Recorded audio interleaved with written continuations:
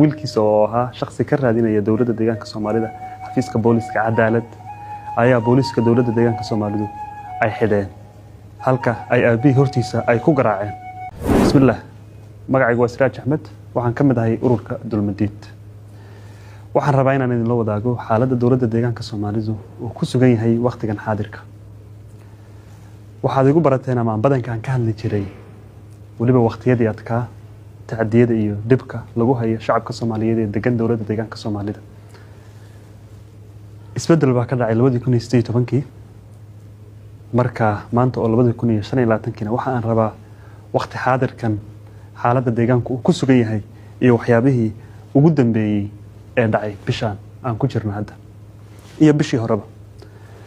sidaad wada ogsoontihiinba magaalada Jigjiga waxaa ku nafbaxay dhakhtarka hospitaalka yar la dhixi jiray magaciisuna waa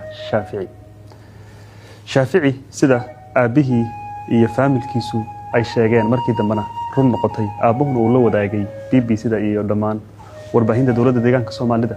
wiilkiisa oo ahaa shakhsi ka raadinaya dowladda deegaanka Soomaalida xafiiska booliska cadaalad ayaa booliska dowladda deegaanka Soomaalidu ay xidheen halka ay aabii hortiisa ay ku garaaceen. wuxuu xidhnaa muddo ku dhawaad 40 cisho. waxaa loo diiday familku inay arkaan wax maxkamad oo la geeyay haba yaraatee ma jirto. wiilkii oo sidaad cajaladaha aad wada aragteen aad sawiradiisa aad aragteen oo xitaa hadli karayn oo ka tiinadaysan baa waxaa la keenay dhakhtarka. halkaa markuu 2 cisho ku jiray wuu dhintay. xaaladda ayaa cirkays ku shareertay. shacabka dowladda deegaanka Soomaalida dal iyo dibadba aad iyo aad bay arrintaa uga xumaadeen dhacdada wiilka ku dhacday, waxayna dalbadeen cadaalad. dowladda oo ka falcelinaysa baa nin u hadlaya oo ku hadlaya afka booliska dowladda deegaanka Soomaalida ayaa waxa uu yiri Shaafici waxa uu dhintay dari Ilaahay 40 cisho buuna jeelka ku jiray wuxuuna u xirnaa China Group. runtii waxa uu sheegay waxay ahayd been cad, waxaana beenisay isla shalay dowladda deegaanka Soomaalida oo ka mid ahaa iyagoo shalay yiri Shaafici khalad bay ahayd in aan loo fasaxin familkiisuna ay arkaan.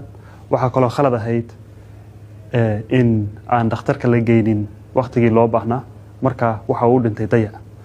waa isla dowladdii Shaafici markuu dhowr saacadood moosnaa dhahaysay wuxuu u dhintay dari Ilaahay. isla dowladdii baa tan leh.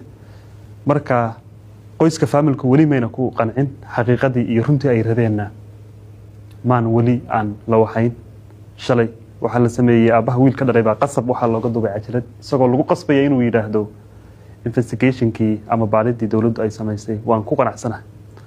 wararkaan helayno oo ah in aabaha la yiri wiilkaagii wada khalad ku dhintay, magtiisii iyo wixii xaq u lahaana waan ku siinaynaa. marka ficilada dowladda deegaanka Soomaalidu ay sameynayso ama systemka ama nidaamka dowladeed meesha ka jira oo ka sameynaya magaalada Jigjiga. wariyihii wareystay wiilka aabihii Shaafici waxa uu xidhan yahay 2 toddobaad. sababta loo xidhana ay tahay maxaad u wareysatay aabaha dhalay wiilka oo runta banaanka u keentay. waxa kaloo la xidhay wiilka adeerkii oo ka mid ahaa booliska dowladda deegaanka Soomaalida saadi uu Shaafici u soo aasay. ma jirto sabab sharci ah oo loo xidho.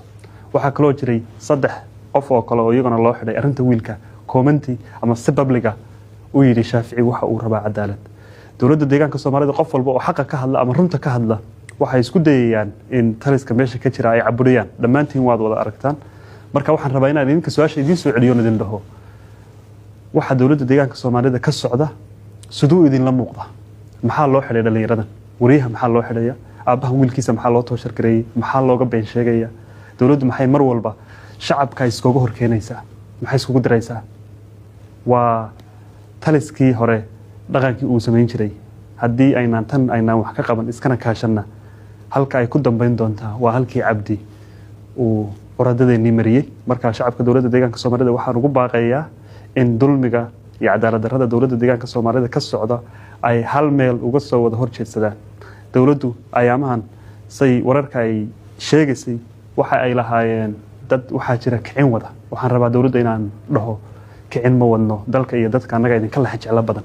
annaga xoolihii ummadda maanaan dhicin, qof maanaan xidhin, hantidii ummadda maanaan boobin, xafiisyadii dowladda maanaan qaadan, shakhsiyaad maanaan siinin. dadka hantidii ummadda dhacay waa idinka, cadeymahoodii baan haynaa. dadka xidhaya waa idinka toojar gareeyay. marka haddiiba niman shakhsiyaad siyaasiyiin ah oo idinka fiican ummaddu ay helayso kuwaasoo raba inuu isbeddel dowladda deegaanka ka dhaco shacabka dowladda deegaanka Soomaalidu waxa ay rabaan shakhsiga aan hantidooda dhacayn aan xidhayn aan caburinayn xaqna way u leeyihiin cid aad aamusin kartaana ma jirto